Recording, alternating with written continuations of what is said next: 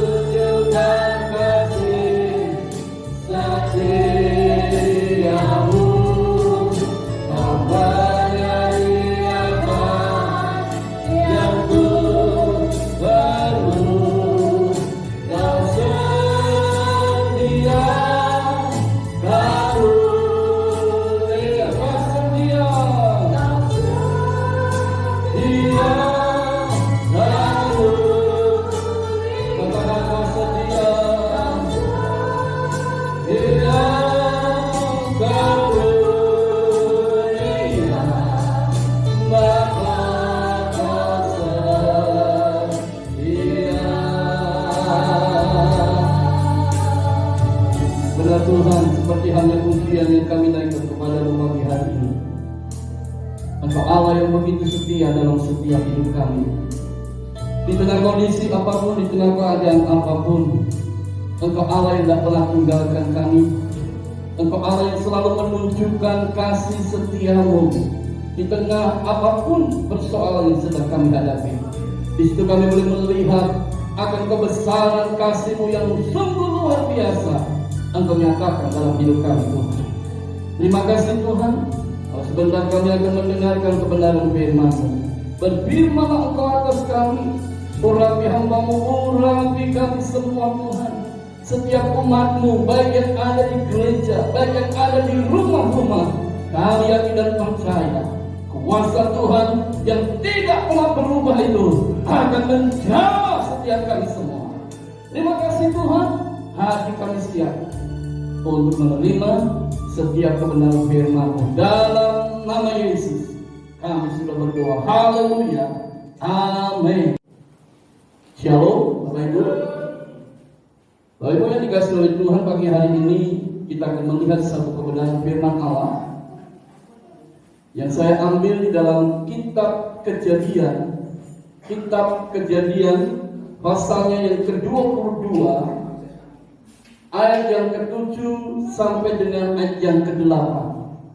Kejadian pasalnya yang ke-22 ayat 7 sampai dengan ayat yang ke-8. Kalau sudah ketemu, mari kita akan baca ayat ini bersama-sama, saudaraku. Sudah kita bangkit berdiri, kita baca ayat ini bersama-sama pada hitungan yang ketiga. Oke. 1, 2, 3. Lalu berkatalah Ishak kepada Abraham ayahnya, "Bapa," saud Abraham, "Ya anakku." Bertanyalah ia, "Di sini sudah ada api dan kayu, tetapi di manakah anak domba untuk korban bakaran itu?" Ayat 8.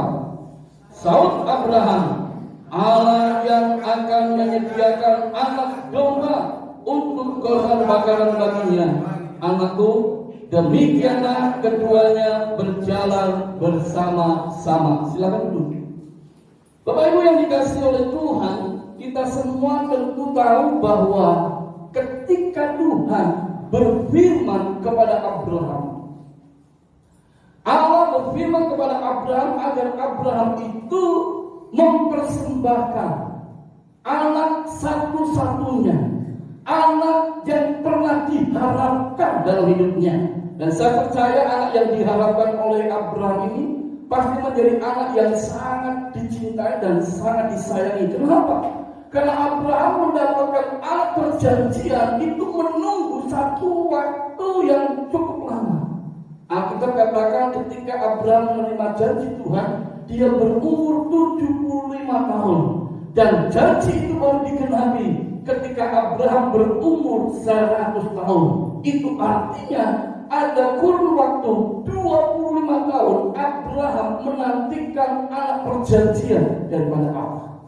Dan ketika Allah sudah memberikan anak perjanjian itu kepada Abraham, satu anak yang sangat diharapkan dalam kehidupan Abraham, pada waktu itu Tuhan kembali berfirman kepada Abraham agar Abraham menyerahkan anak satu-satunya itu sebagai korban persembahan kepada Tuhan. Nah, saudaraku yang dikasihi oleh Tuhan, kembali seperti awal saya katakan, Ishak itu anak yang paling diharapkan, anak yang paling didambakan oleh Abraham dan Sarah istrinya. Tetapi saudaraku, kenapa tiba-tiba Allah meminta?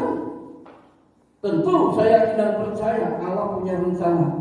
Dan saya yakin rencana Tuhan itu selalu baik buat hidup kita. Katakan amin. Tuhan itu tidak pernah merancangkan satu rancangan yang buruk terhadap siapapun. Tuhan tidak pernah merancangkan satu rancangan yang penuh dengan kecelakaan. Sebab rancangan Tuhan itu hari depan yang penuh harapan. Katakan amin. Rancangan Tuhan adalah rancangan yang selalu mendatangkan damai sejahtera bagi setiap kita. Tetapi saudara, kita melihat kisah ini, apa yang dilakukan oleh Abraham. Ketika Allah berfirman demikian, Abraham tidak membantah Tuhan. Abraham tidak berkata, "Tuhan, bukankah Engkau sudah memberikan anak itu kepadaku, dan Engkau berjanji bahwa keturunanku itu akan seperti bintang di langit dan seperti pasir di tepi lautan." Itu artinya keturunan Abraham begitu banyak. Kok tiba-tiba Tuhan minta anak satu-satunya. Lalu bagaimana dengan perkataan Tuhan itu? Saudara, Abraham tidak mengatakan hal yang demikian. Abraham taat. Dia turuti apa yang difirmankan oleh Tuhan. Dia tidak bantah-bantah. Ketika Allah berfirman, "Persembahkan anakmu kepadaku," Abraham lakukan itu dengan ketaatan.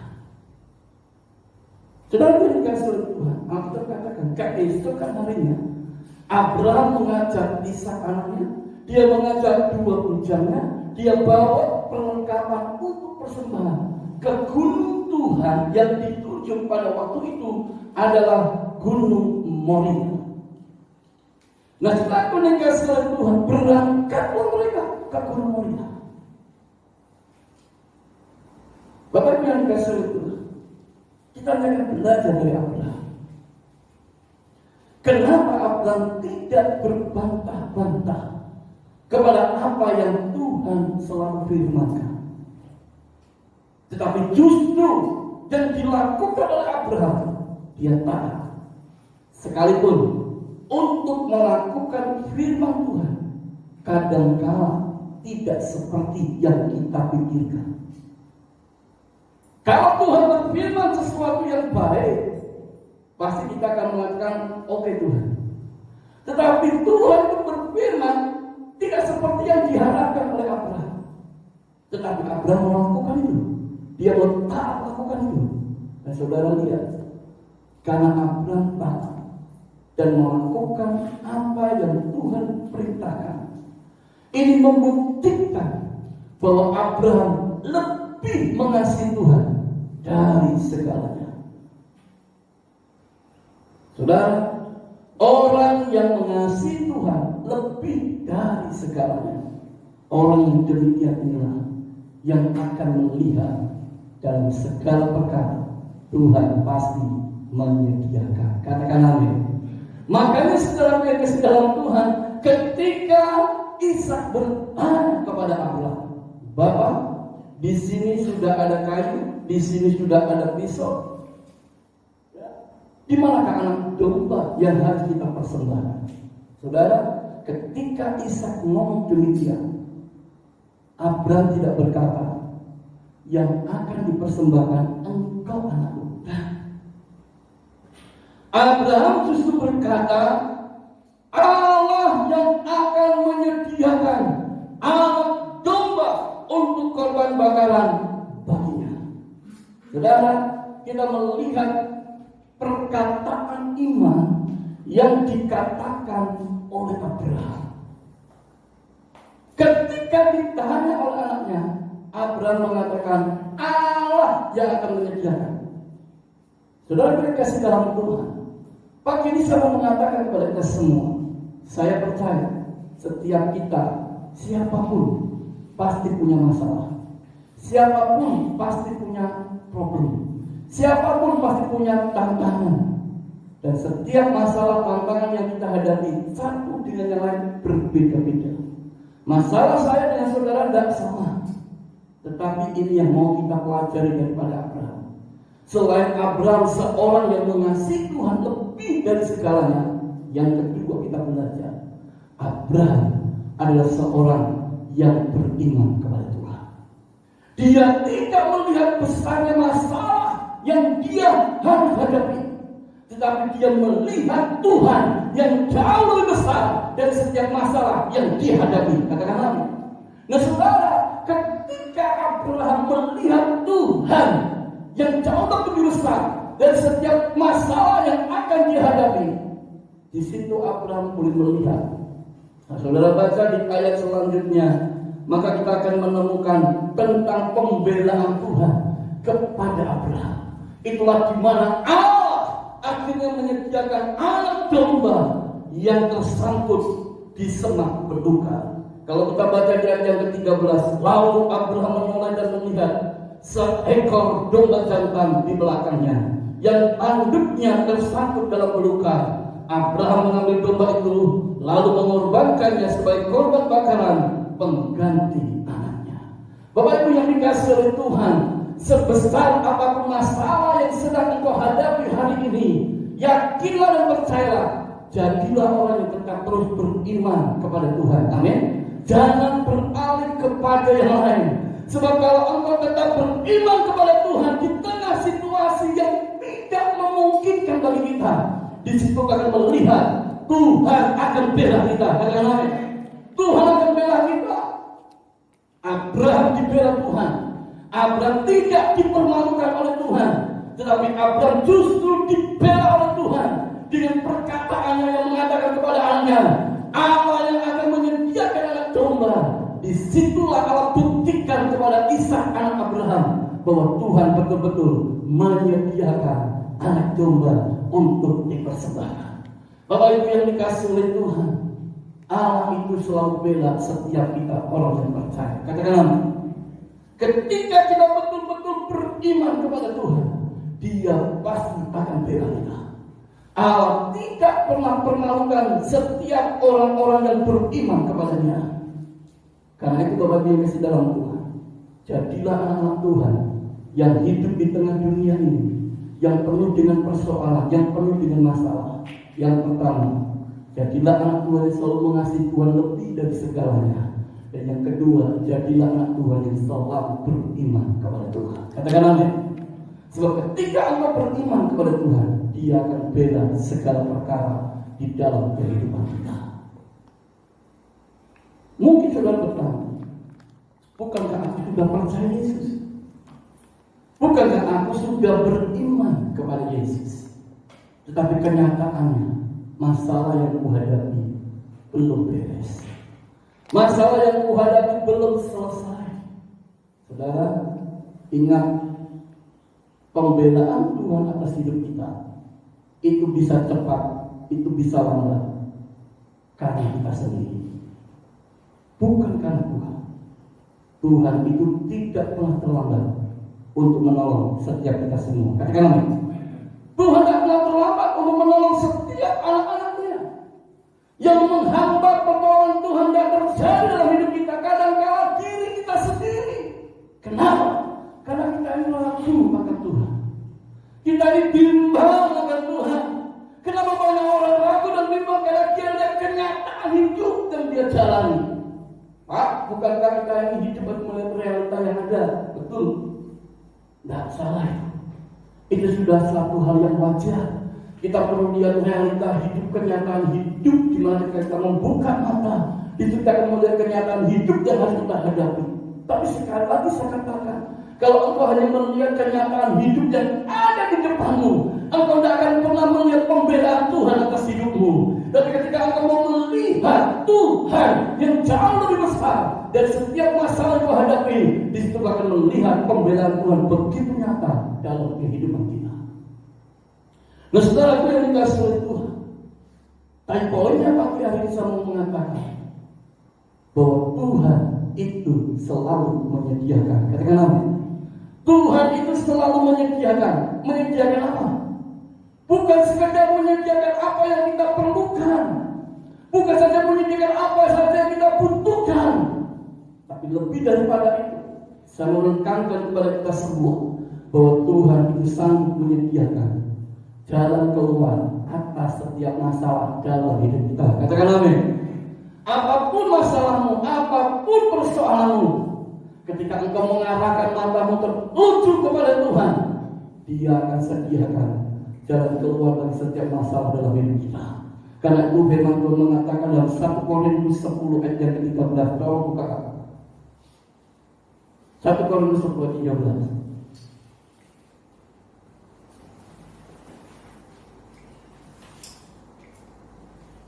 Dikatakan demikian, percobaan-percobaan yang kamu alami ialah percobaan-percobaan biasa yang tidak melebihi kekuatan manusia, sebab Allah setia. Dan karena itu Ia tidak akan membiarkan kamu dicobai melampaui kekuatanmu. Pada waktu kamu dicobai, Ia akan memberikan kepadamu jalan keluar sehingga kamu dapat menanggungnya. Katakan amin. Inilah Tuhan kita. Kalau Tuhan sanggup menyediakan anak domba bagi Abraham, maka Tuhan juga sanggup menyediakan jalan keluar bagi setiap masalah dalam hidup kita. Katakan amin. Karena itu jangan pernah kita berputus asa. Jangan pernah kita menyerah dalam hidup ini. Kalau sampai hari ini mungkin doamu belum dijawab, mungkin pergumulanmu belum beres, mungkin masalahmu belum ada jalan keluar, jangan pernah menyerah. Jangan pernah berputus asa. Ingat, masih ada Tuhan yang selalu setia bagi hidup saya, saudara. Selama masih ada Tuhan yang selalu setia dalam hidup kita, saya beritahu, mujizat pasti terjadi. Amin. pertolongan itu pasti nyata. Amin, saudara. Kenapa? Karena Tuhan. Pujian nama segala kita nyanyikan. Allah yang bela, siapa lawannya? Lebih dari pemenang dalam segala hal, ku pasti dapat lakukan semua. Yesus yang beri kemenangan, oh terpujilah namanya. Amin, saudara. Allah selalu bela dalam setiap perkara dalam hidup kita. Tuhan sediakan jalan keluar bagi masalah kita.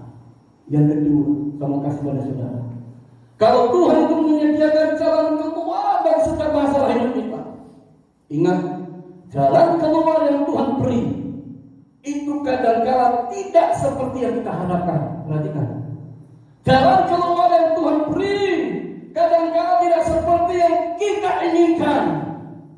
Jalan keluar yang Tuhan beri kadang-kala tidak seperti yang kita mau. Tetapi sekali lagi, jalan keluar yang Tuhan beri itu kadang-kala di luar apa yang tidak pernah kita pikirkan. Katakan amin. Kenapa? Karena Dia Allah.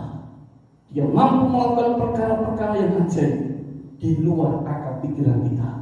Sebab itu Bapak Ibu yang sedang Tuhan, jangan pernah engkau membatasi cara kerjanya Tuhan dalam hidup kita. Katakan amin.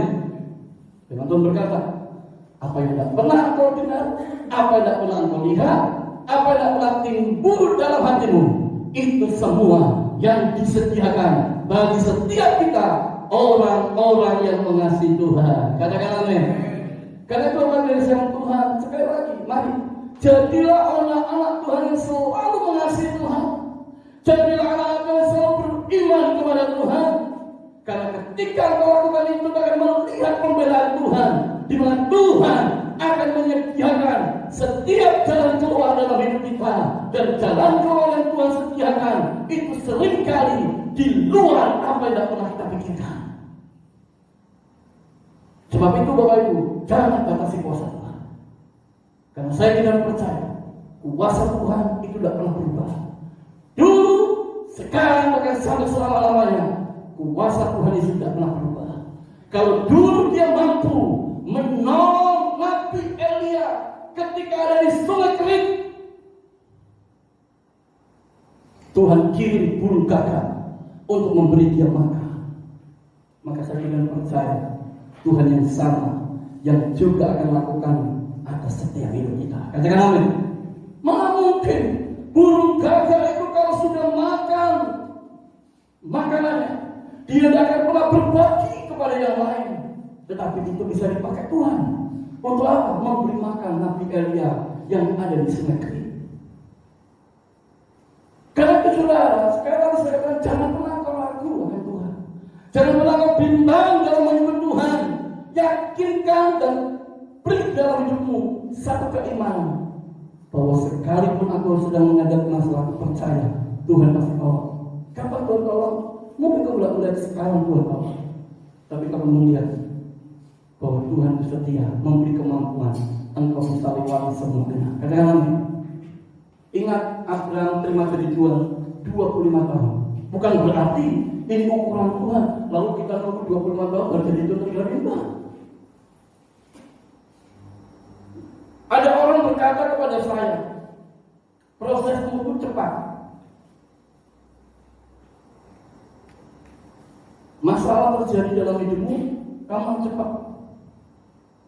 Tapi ada orang yang justru membutuhkan waktu yang lama. Banyak orang kata begitu, enak kamu, prosesmu cepat. Begitu terjadi sekian tahun langsung kamu bisa bangun jadi. Tapi yang lain membutuhkan waktu yang lama.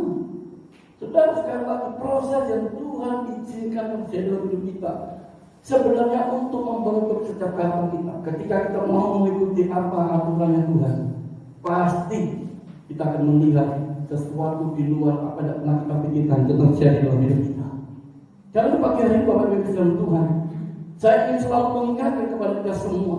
Mungkin realitanya engkau belum melihat pertolongan Tuhan. Mungkin realitanya engkau belum melihat sakitmu disembuhkan. Mungkin realitanya engkau belum melihat hubungan rumah tanggamu dipulihkan. Mungkin hari ini engkau belum melihat realitanya ekonomimu dipulihkan.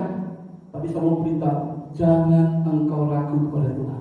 Percayalah, kalau Dia mampu memulihkan keadaan Ayub, Dia pasti juga mampu memulihkan setiap keadaan kita. Katakan amin. Ayub dipulihkan dari sakit penyakitnya. Ayub dipulihkan dari hubungan keluarganya. Ingat, harta Ayub habis, dirampok. Anak-anaknya mati semua. Istrinya meninggalkan dia, Ayub kena sakit. Itu yang dialami Ayub. Harta habis, anaknya mati semua, 10 anaknya mati semua, istrinya tinggalkan dia, dan yang keempat, Ayub kena sakit. Tapi saudara lihat, Ayub tidak mundur dari Tuhan. Dia tetap setia sama Tuhan. Sekalipun orang yang harus setia dengan dia, ketika dia sedang alami kesulitan saudara, istrinya yang paling terakhir. Betul saudara? Karena waktu perjanjian nikah begitu. Tidak ada waktu janji nikah itu mengatakan, aku terima kamu hanya dalam suka saja. Tidak. Alkitab selalu katakan ketika janji nikah dilaksanakan, maka pasangan suami akan mengikrarkan janji di depan Tuhan. Aku akan setia kepadamu dalam suka dan duka, dalam susah dan senang, dalam sakit dan tidak sakit, dalam kelimpahan dan tidak kelimpahan. Itu yang diucapkan. Tetapi kenyataannya, realitanya, ketika Ayub alami semua itu, istrinya tinggalkan dia. Apakah Ayub menyalahkan istrinya? Yang Ayub lakukan, dia justru datang sama Tuhan. Karena Ayub yakin dan percaya yang bisa memulihkan semua keadaan dalam hidupnya hanyalah Tuhan. Makanya dia cari Tuhan. Ingat, Ayub pernah berkata, aku mengenal Tuhan bukan lagi dari kata orang. Kebanyakan kita orang Kristen mengenal Tuhan hanya dari kata orang. Pagi ini saya mau katakan, engkau mengenal Tuhan bukan dari kata orang, tapi engkau mengenal Tuhan secara pribadi.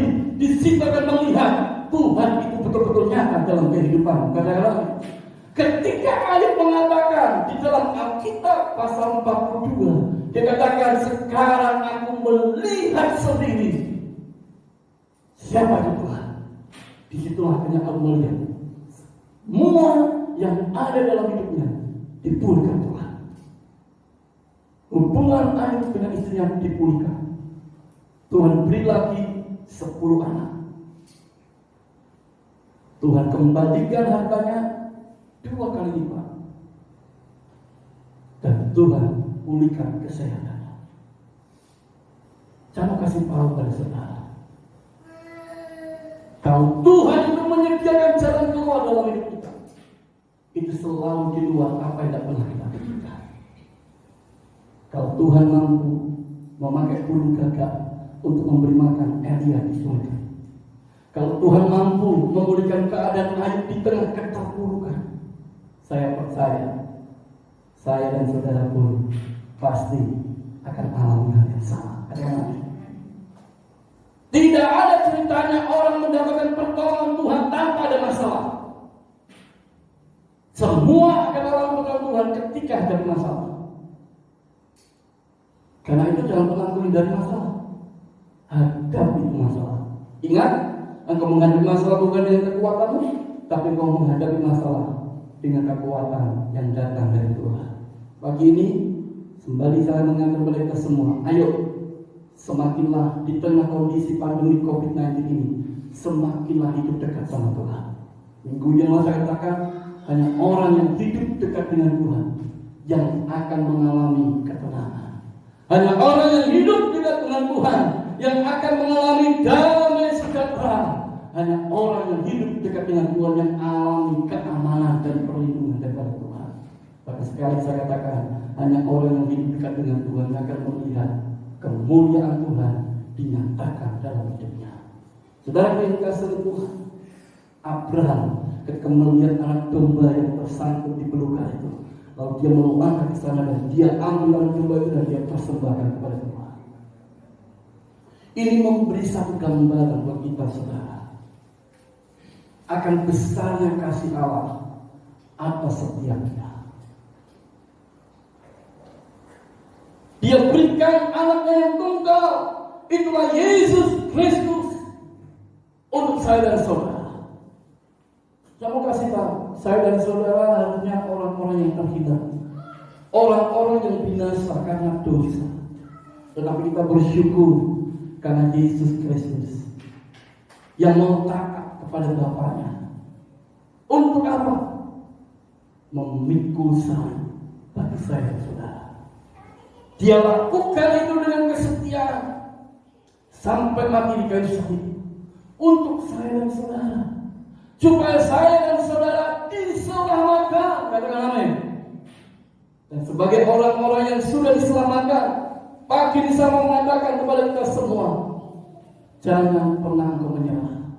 Jangan pernah engkau mudah berputus asa di tengah situasi kondisi apapun. Yakinlah dan percayalah, ketika engkau betul-betul menjadi orang-orang yang beriman kepada Tuhan, yang selalu mengasihi Tuhan lebih dari segalanya, engkau akan melihat pembelaan Tuhan nyata atas setiap hidup kita. Mari Bapak Ibu di sedang Tuhan, siapkan hati kita, bukan saja untuk menerima firman-Nya. Pagi hari ini kita menyiapkan hati kita juga untuk menerima tubuh dan darah Tuhan. Kita yakin dan percaya di dalam tubuh dan darah Tuhan ada kuasa Tuhan yang mengalir dalam kehidupan kita. Mari kita akan bangkit berdiri, saudara.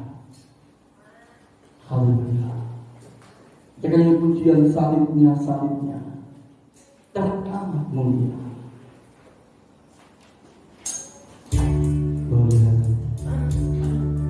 Oh, haleluya.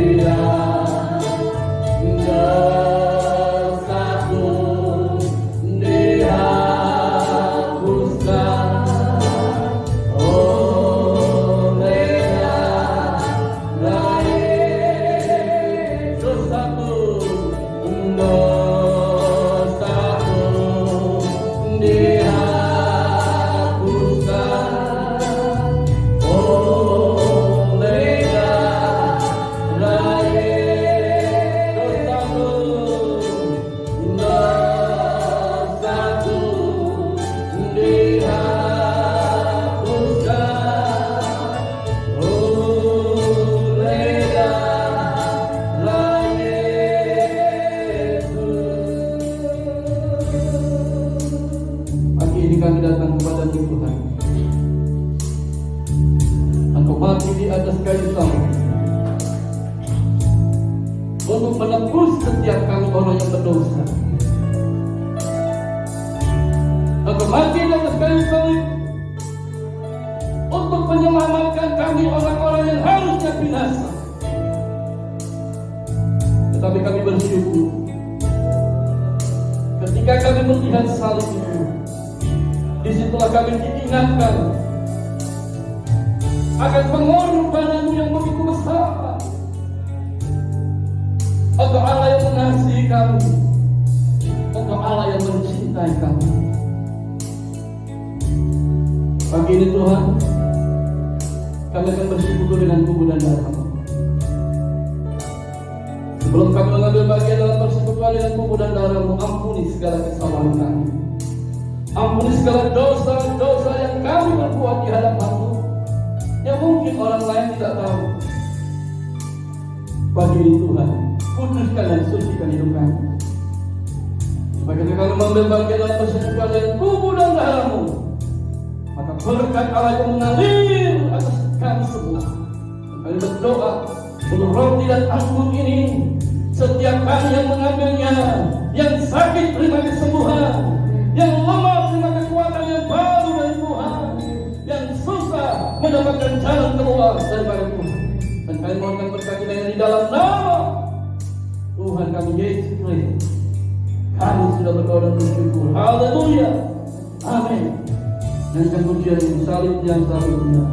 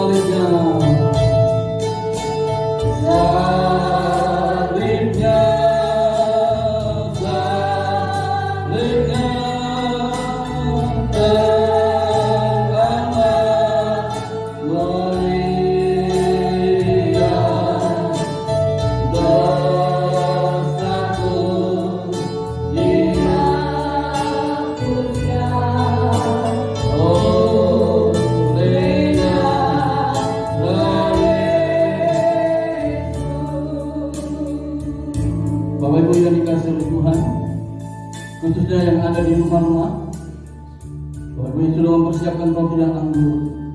Dengarkanlah perkataan firman Allah. Angkat rotimu, demikian bunyi firman Tuhan. Barang siapa makan dagingku dan minum darahku, ia mempunyai hidup yang kekal, dan aku akan membangkitkan dia pada akhir zaman.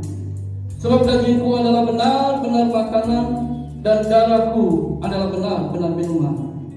Barang siapa makan dagingku dan minum darahku, ia tinggal di dalam aku dan aku di dalam dia. Bukankah roti yang atasnya kita pecah-pecahkan ini adalah persekutuan dengan tubuh Kristus? Mari kita makan dengan iman di dalam nama Tuhan Yesus Kristus.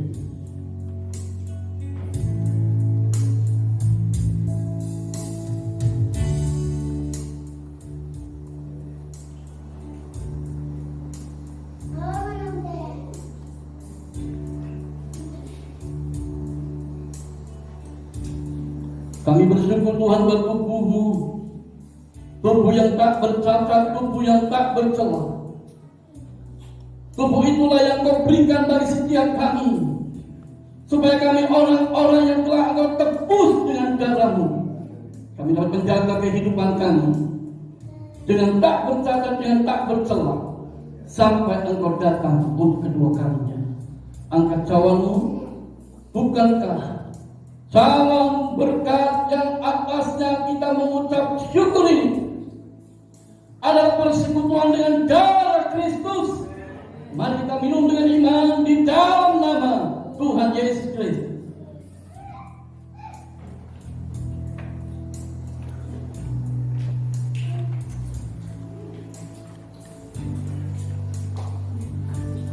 Terima kasih Tuhan buat darah-Mu, darah perjanjian baru, darah Yesus yang telah dicurahkan bagi setiap kami, supaya kami orang yang berdosa diselamatkan, supaya kami orang yang berdosa mendapatkan kehidupan yang kekal di dalam Tuhan.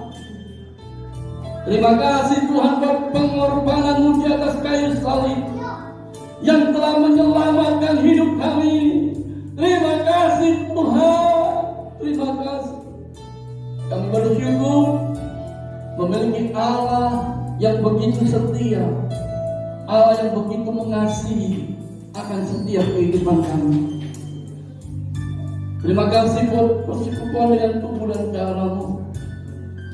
Kami juga bersyukur pagi hari ini lewat kebenaran firman-Mu, kami kembali diingatkan bahwa Engkau Allah yang selalu menyediakan setiap jalan keluar di luar apa yang pernah kami pikirkan.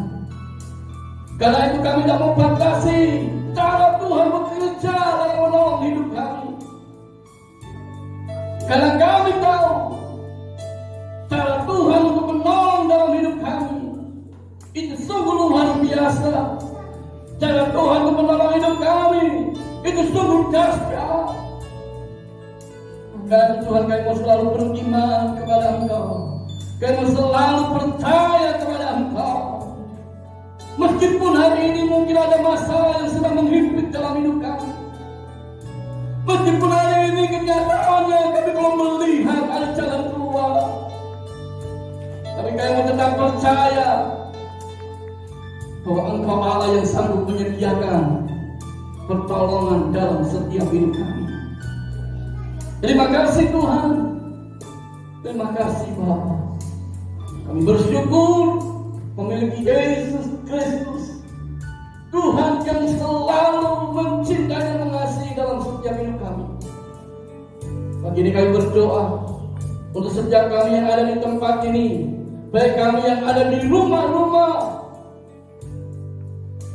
yang mengalami beban persoalan yang berat, mungkin masalah keluarga, mungkin masalah sakit penyakit, mungkin masalah ekonomi, mungkin masalah yang lainnya.